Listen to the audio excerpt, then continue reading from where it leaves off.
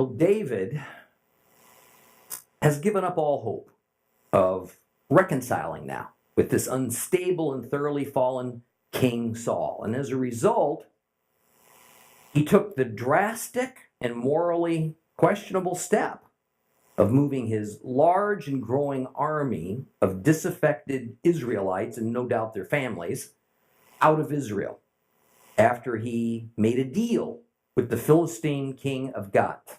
Now, some years later, earlier, David had fled to Moab and had intentions of allying with the king of Moab and residing there. But a prophet named Gad told David he wasn't to leave Judah and to live outside of Israel to escape Saul. But here, he was doing just that.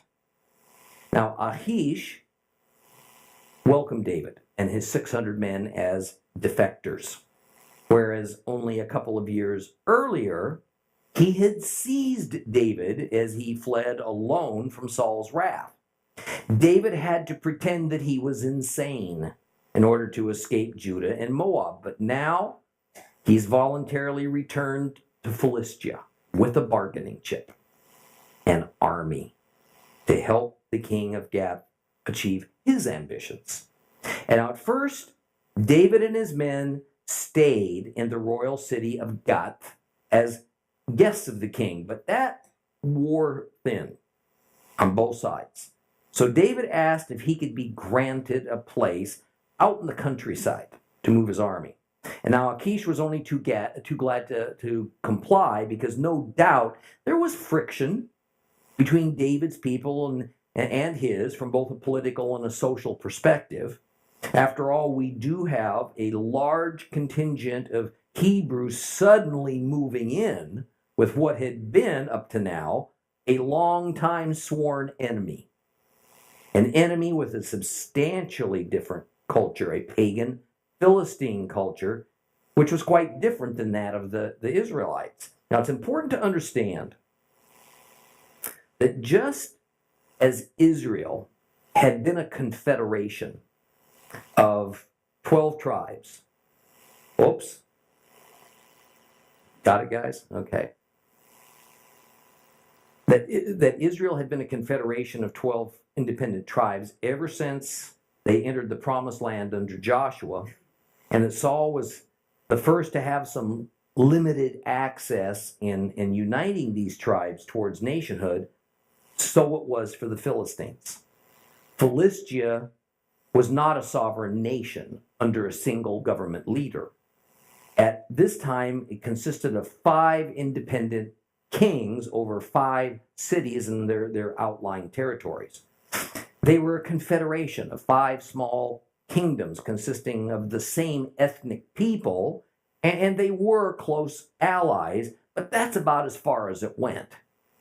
So the king of Gath made this decision on his own to allow David and his army to settle in his territory. Now, the other 4 Philistine kings probably didn't benefit from this arrangement and probably even thought it was dangerous, knowing David. In fact, we're going to see in the next chapter, they were pretty suspicious of David.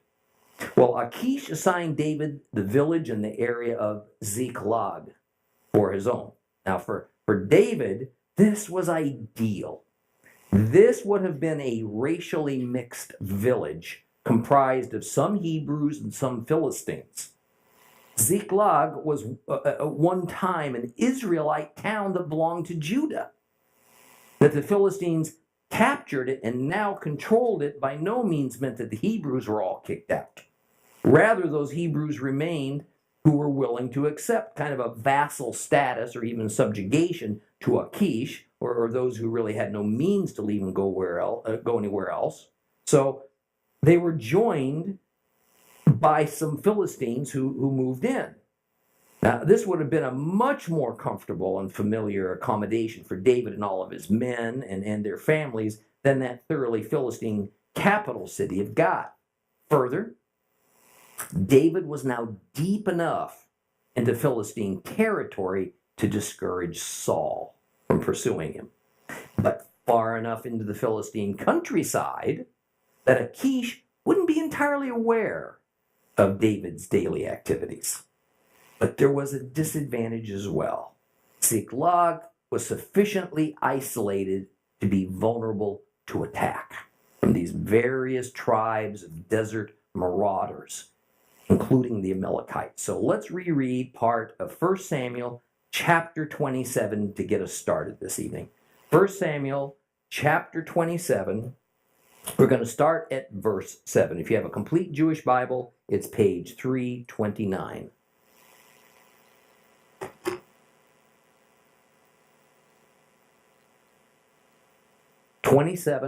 Chapter 27, verse 7.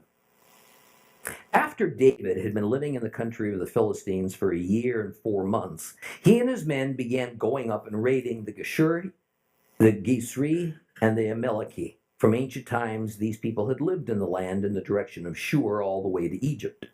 Now David would attack the land, leaving alive neither men nor women, but taking the sheep, cattle, donkeys, camels, and clothing. Then he would return and go to Achish. And Achish would ask, "Who were you raiding today?" And David would answer, "Against the Negev of Judah, or against the Negev of the Yerach-Meli, or against the Negev of the Kenai."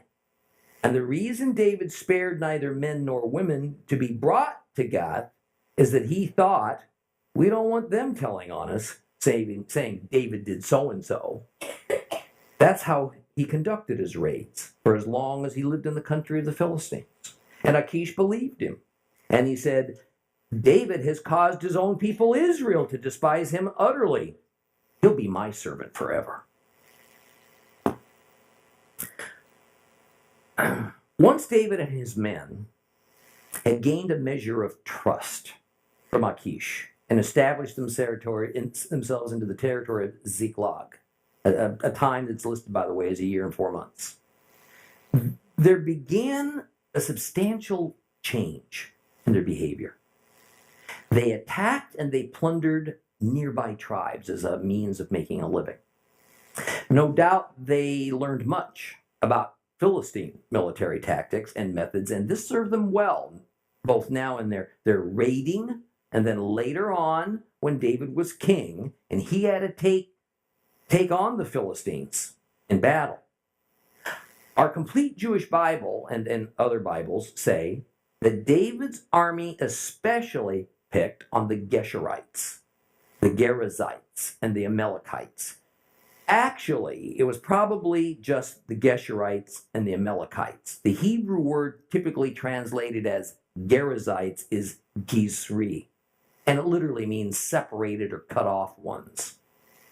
The Geshurite people were known to have lived primarily in the Transjordan region, but there's a record of a group of them that migrated to the Gaza area, the area of the Philistines. So very probably the intention of this biblical wording was originally meant to explain that those who David attacked were some Geshurites who had migrated to the upper Sinai toward Shur, originally from the other side of the Jordan River.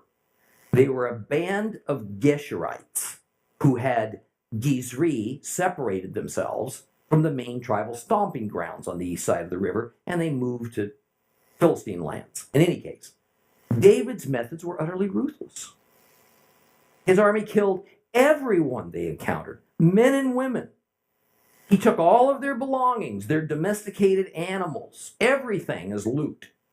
Very probably the Geshurites were allies of the Amalekites, or at least they were on friendly terms. And so, from one perspective, David may have felt quite justified in annihilating the Geshurites along with the mortal enemies of God, Amalek. But on the other hand, there's no mention that David felt he was fighting a holy war, or that he was under God's direction to slaughter these folks. And I seriously doubt that David was actually so delusional as to think that it was a pious act to regularly plunder and kill them all. Now, both Christian and Jewish Bible commentators have strained to find proper justification for David to engage in these activities. Some have gone so far as to make the killing and the looting a divinely directed purpose, even if it was kind of mysterious. Now, I can't go that route. There's just no attempt by the writer of these passages to characterize David's attacks as good or evil, but merely to report them honestly as historical fact. Now, the purpose is to specifically raid and plunder, and then David would report the results to Achish. Without doubt, the devious and cunning David is working both sides of the highway. He's attacking enemies of Israel, which is going to endear him in time to the many clans that form Israelite Judah, and those who he is attacking are also apparently not friends of the Philistines. So the Philistines are okay with it. By bringing a report of his activities to Achish, and certainly a portion of the booty as a gift, David's gaining Achish's trust, his admiration, as well as increasing Achish's treasury. So he's okay with it. But then verse 10 paints a picture of David's nearly complete autonomy as he operates his army out of Ziklag. And the king of Gath doesn't tell David who to raid. Rather, he asks David who David has decided to raid. Who are you raiding today? Says Achish, and David would tell him, oh, the Negev of Judah, the Negev of the Jeremites, the Negev of the Kenites, or something like that. Now, what's instructive is that it was always the Negev of somebody. See, Negev has become a formal place name now. But in David's day, it just more meant the southern territory or just the south. Today, we would identify these areas as those that center around Beersheba, and then further south to areas approaching even the Arabian Peninsula.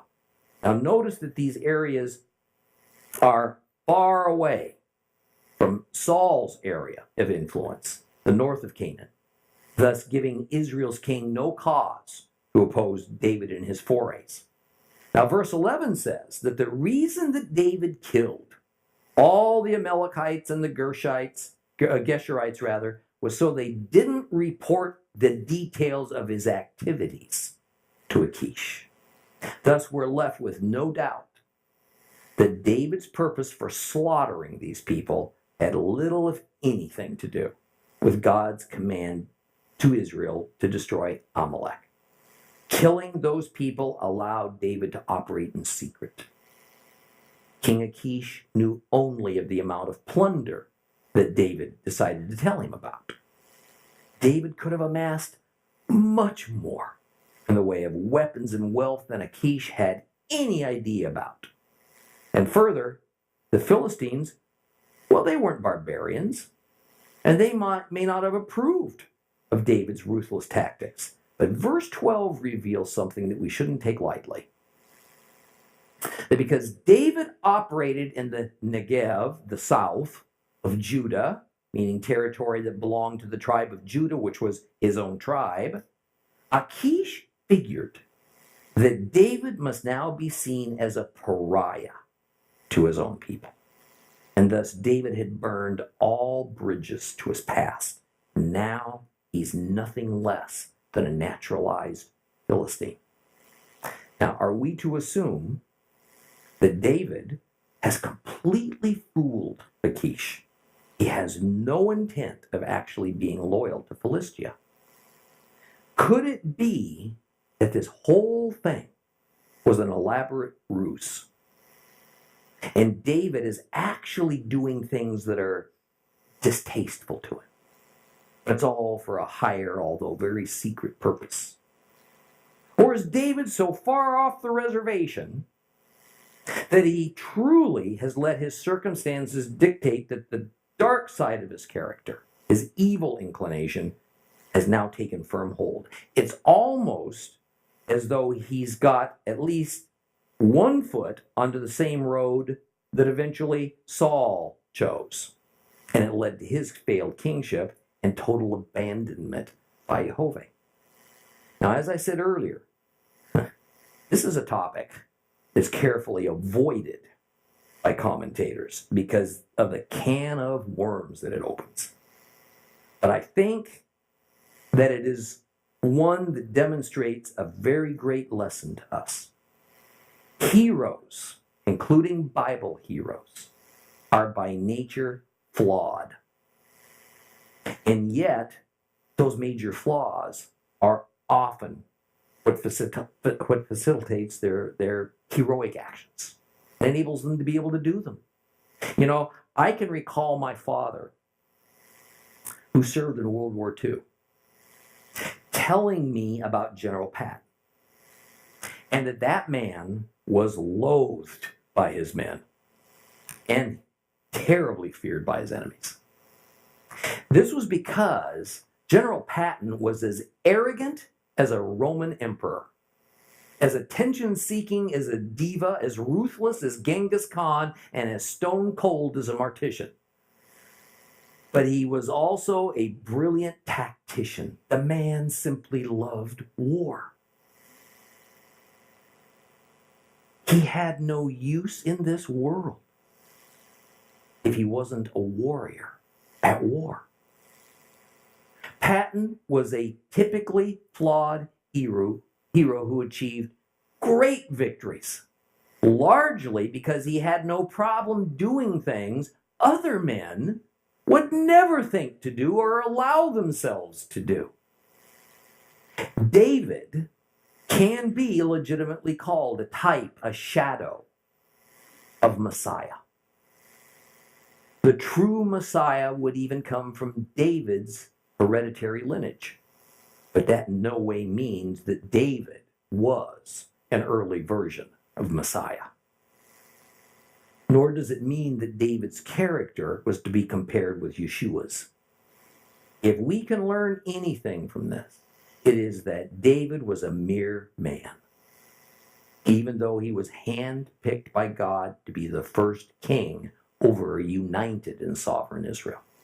He could be tempted and he could fail. He could be moral and idealistic, and yet he could commit terrible injustices out of pragmatism and self-centeredness. When faced with personal peril, he could be unbelievably courageous, like in the Goliath incident. And he could become fearful, take any path to survival, no matter who else was harmed in the process, as in the Priests of No massacre. And here we find David unapologetically throwing in with Israel's arch enemy, the Philistines, for protection, for friendship. In fact, there's every indication that unless God intervened yet again, David could have remained in the service of Achish as a Philistine all of his days. There's no hint of a plan by David to eventually return to his own people in Judah. David had a heart for God. That's not even open for debate. But he also had a desire for life. He wanted to live as a leader of men. And we're going to find out later that he also had a desire for beautiful women, no matter what their legal marital status might have been. He had a bit of a crusader mentality. So he would put his own life on the line to right what he saw as moral wrongs.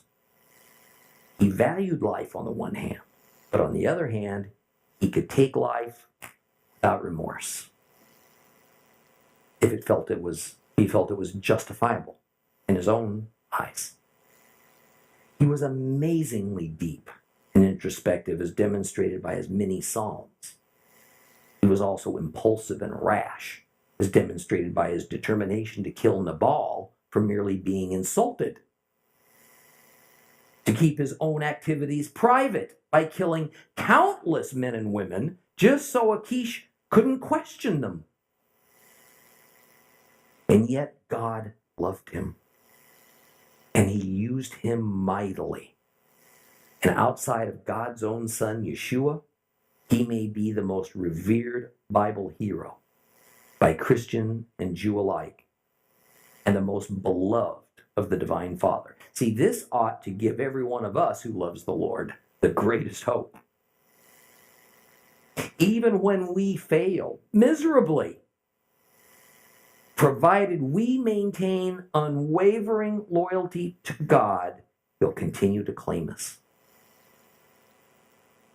Even through those stages of our lives that we're too embarrassed to reveal to even those closest to us,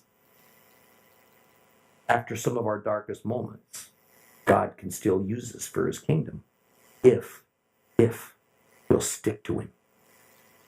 And if we won't close off that possibility on our own accord, due to our shame and our guilt and belief that there can't be any possible way that we are anything now but shattered and useless vessels. Folks, for unfathomable reasons, God decided to love mankind, to use imperfect beings to achieve His perfect and holy purposes. And despite this rocky road and doubling back and false starts and all kinds of failed attempts that are inherent to all endeavors of humankind, the Creator made a choice. It is common among Christians to say, well, God uses men because that's all He's got to use. That's not true. That's not true. Jehovah has legions of angels to do His bidding. They're far more obedient, more powerful than we are. They're created more holy than we are. They're even allowed into God's very presence. God didn't choose David because David was more perfect or more able than other men. He chose David because He foreknew that despite his failures and all of his stumbling, David would always choose loyalty to Jehovah. We all have a little bit of David in us. We also have a little bit of Saul in us. So, who among us will become David? Who among us will become Saul? Which we become is going to be the result of our free wills. It's not going to be because of some unchangeable cosmic destiny that we were born under. Saul was not brought into this world condemned to become the anti-king. David was not born with the assurance of becoming the anointed king, no matter his behavior. Saul and David each knew the God of Israel. Each also put their foot onto the wrong path more than once. One corrected his way. He sincerely sought forgiveness, and he went on to become God's friend. The other one embraced the wrong path. He shook his fist at God. He became God's enemy. Let's move on to chapter 28. Chapter 28. If you have a complete Jewish Bible, page 330.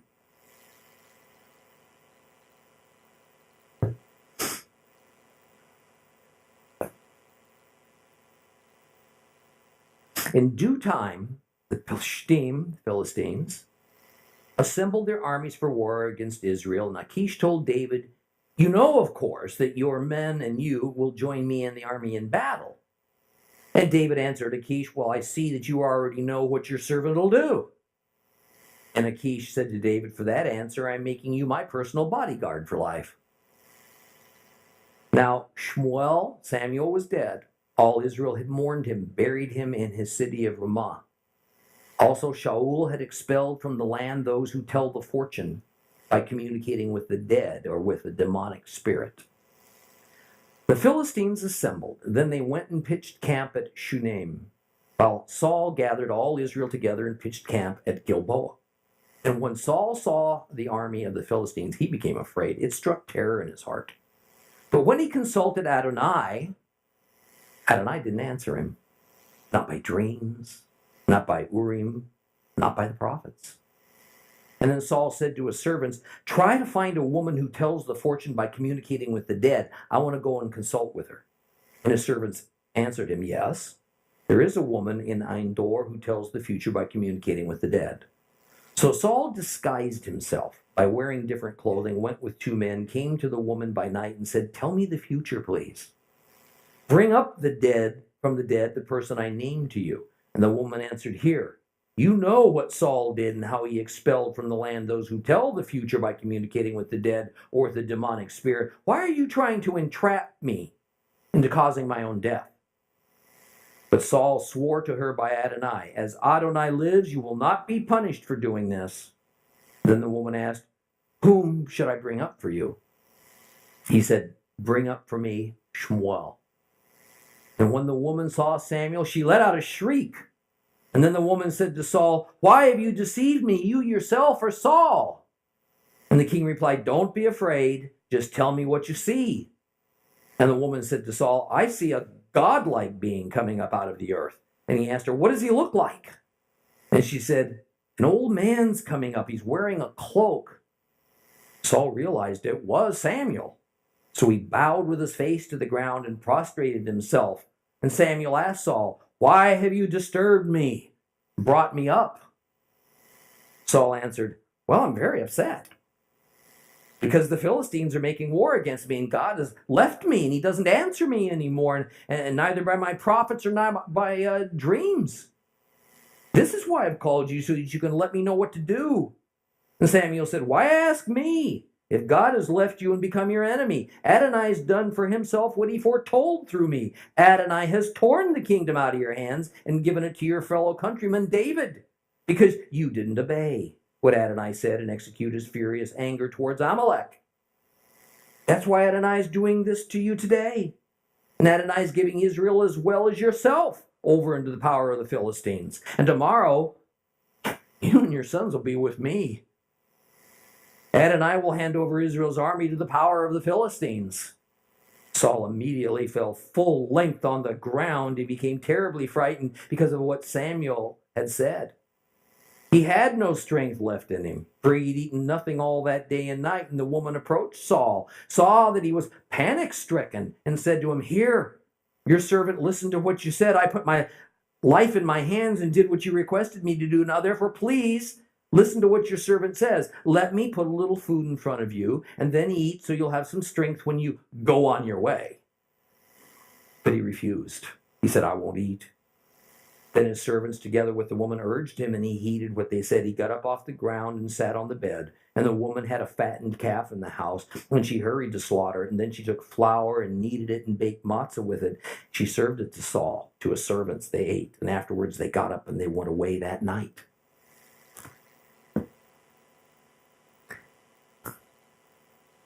The political situation is that a major confrontation is brewing between Israel and the Philistines. And verse 1 begins, in those days. See, this is just a standard Hebrew phrase that's meant to give us a time reference and to initiate a new subject.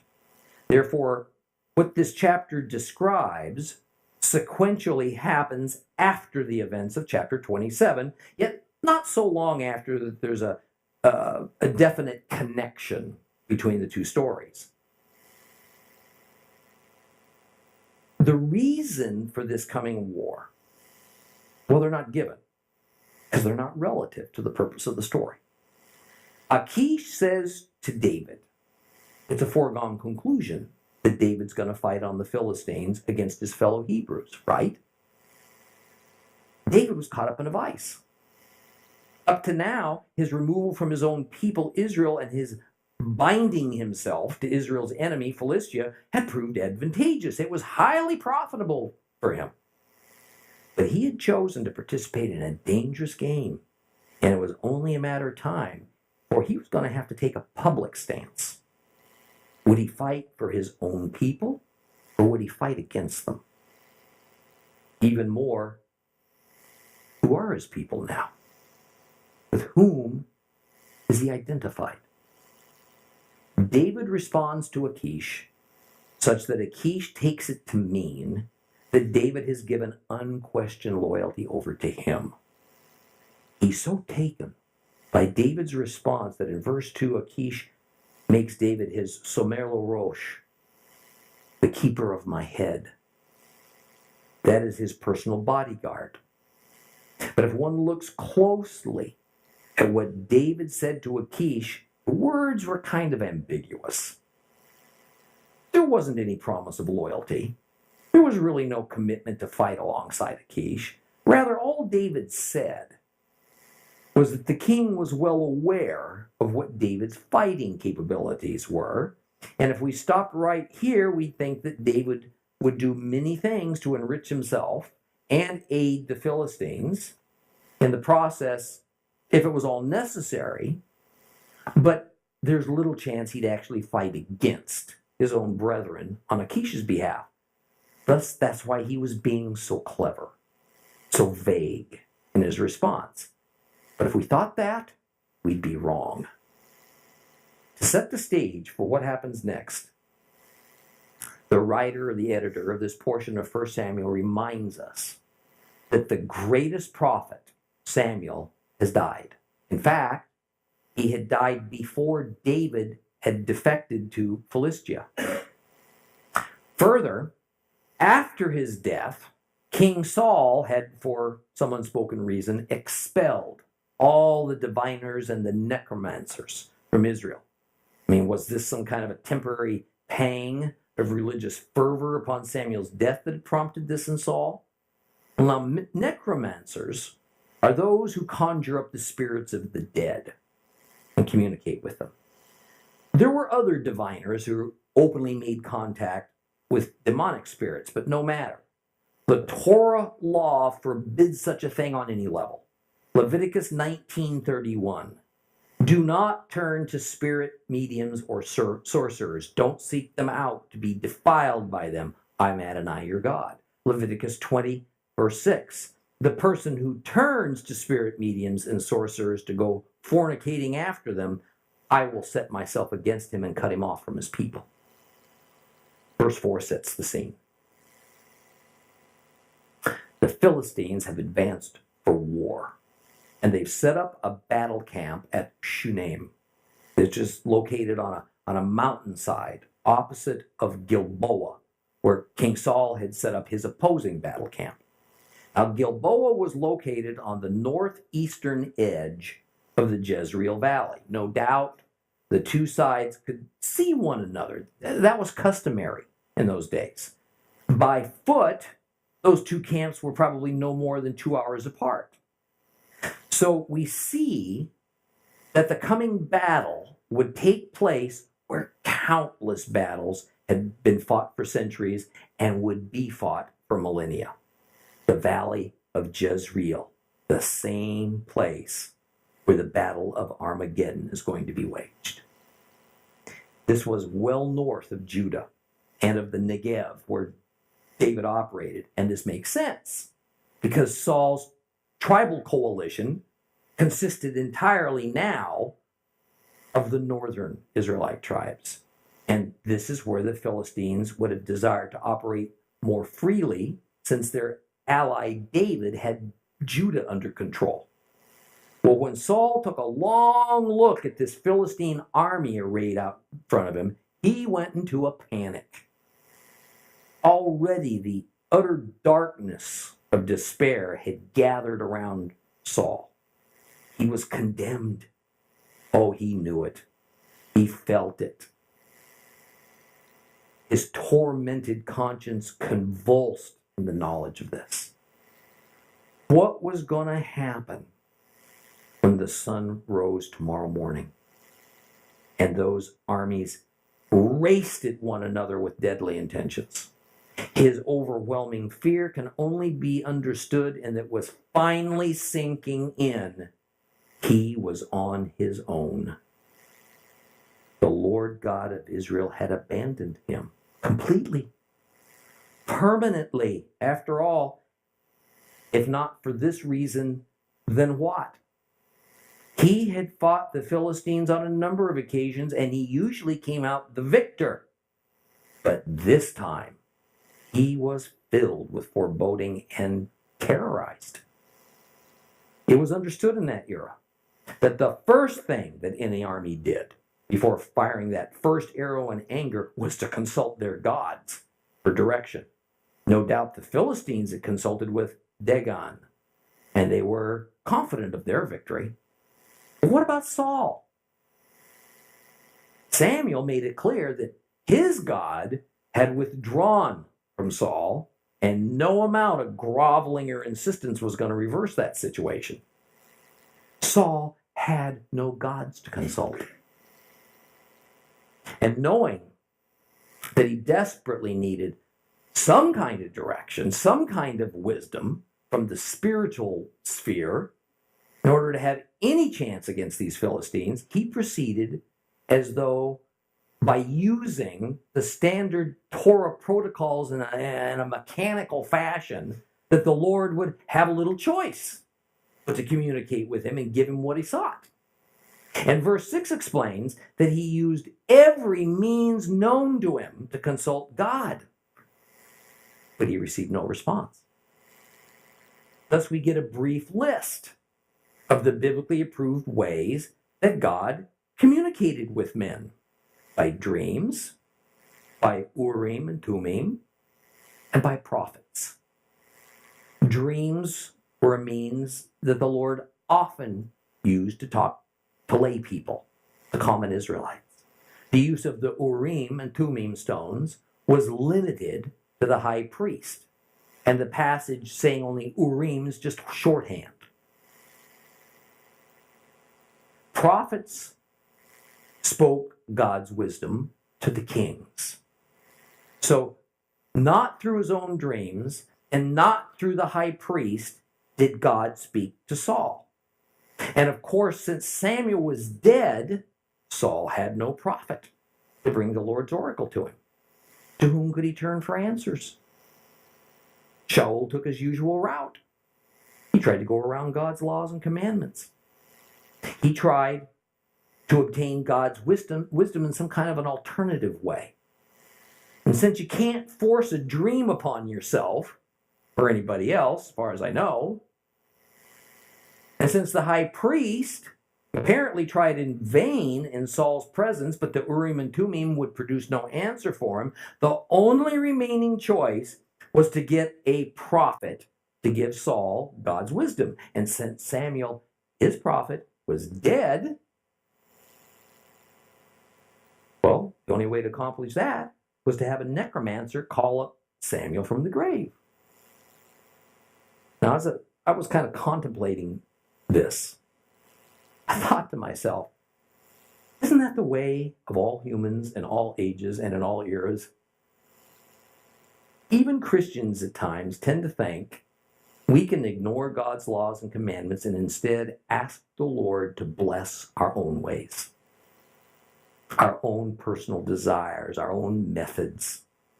We get ourselves into a dire situation as a result, and then we hope, maybe we even expect, that the Lord will give us a different and better answer to our problem using unconventional or maybe even unbiblical means. Of course, because he's merciful and he loves us, we think he'll just kind of suspend his eternal laws and his commandments.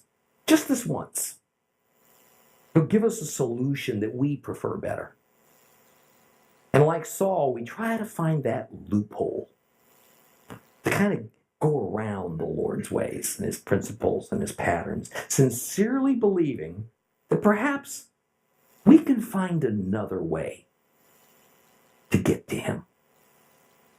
Now, this sounds so irrational when I say it out loud. But boy, doesn't it sound logical when you try it? Saul decided to suspend the law he had as a king invoked. It was that all diviners and necromancers were to be expelled from Israel. And if any remained and practiced their black arts, they were to be executed. He invoked such a law rightly. Communicating with the spirits of the dead was one of the most heinous crimes against God. But the moment he felt threatened, His soul felt hollow from the absence of God. The same king saw no conflict in trying to obtain the services of a spiritualist for himself. Now we can look at this, maybe chuckle a little bit at this ancient superstitious mind, but such belief lives on today in abundance. You can go to the local yellow pages and find fortune tellers by the dozens. Politicians, the famous and the wealthy, especially seek private spiritual advisors, they call them. I've seen TV pastors invoke Nostradamus. I've seen them invoke the Mayan calendar to back up their predictions, all the while calling on the name of Jesus. How about the use of tarot cards, seances, Ouija boards, little voodoo? Some may think they're as harmless as playing Monopoly. Others are dead serious in their attempt to contact spirits and ghosts for information. Every single one of these, no matter whether sought out by Jew, Christian, or agnostic, is nothing more than an attempt to get around God in order to acquire a higher wisdom in a very similar manner that King Saul was trying. King Saul tells his closest advisors to go and find him a female necromancer. The Hebrew term is Baalat Ob, and it literally means ghost wife. A little more than 5 miles northeast from Shunem, the Philistine encampment, was a place called Endor, where a well-known Baalat Ob lived. She had apparently agreed to quit her practice instead of leaving the area. Now let's be clear. In general, the diviners and necromancers spoken of in the historical books of the Bible were Hebrews, unless an alternate nationality was given for them. So very hypocritically, Saul disguised himself and he goes to this woman. He says he wants to know the future by means of her bringing up this dead person that he would name. The ancients believed that the dead had information on the future, and this was invariably the reason for attempting to consult the dead. Bringing up meant exactly that. The dead were thought to live underground in an underworld. Therefore, if you wanted to communicate with them, they had to come up to the world above them. Even more, the ghost had to be brought up, meaning against their will. Saul came at night to this woman because these rituals always occurred after dark. But the woman was leery. So she said, maybe this isn't something she ought to do, since the king had ordered it stopped. In fact, she thought it might have been a test. Maybe it was an attempt to entrap her that was going to lead to her death. But Saul swore to the woman in Jehovah's name this was not the case. No harm would come to her. I mean, isn't it bizarre that here we have King Saul consorting in the act of black magic to consult dead spirits, which, by the way, is a capital offense in the Torah, but then swearing in the name of the God of Israel as proof of his sincerity to this necromancer, this Baalat Ob. Saul wanted the divine to come to him by means of the anti-divine. Oh, how I wish that was a rare occurrence among God's people, but sadly it's all too common. We're going to continue next week to examine the king of Israel's attempt to contact God by means of witchcraft. Please rise.